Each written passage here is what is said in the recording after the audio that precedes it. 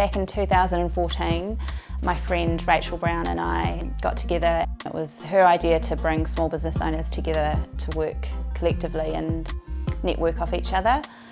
We got a bunch of people together and the idea kind of grew from there. Yeah, it's a treasure trove of all good things. I think it's the slower pace of life here in the sunshine, and it just makes people feel good and want to make nice things.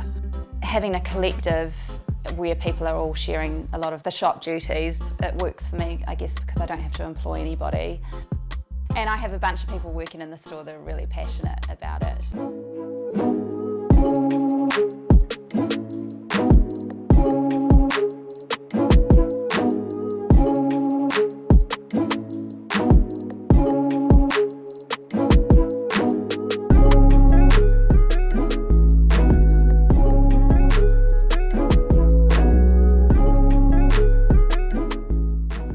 The locals seem to love it as they get to meet the makers.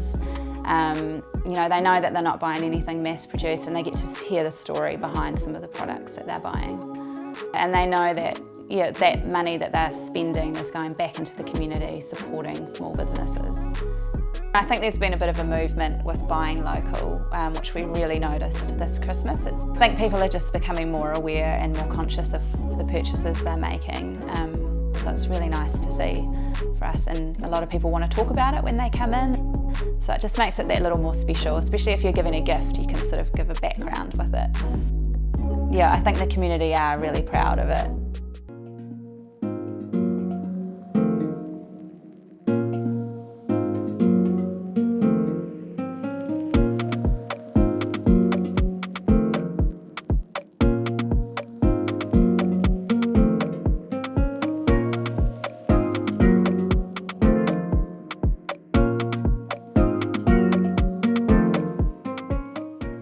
Yeah, the Beehive also works really well for me because I'm obviously a maker myself, and I have an outlet to sell my clothing that I make.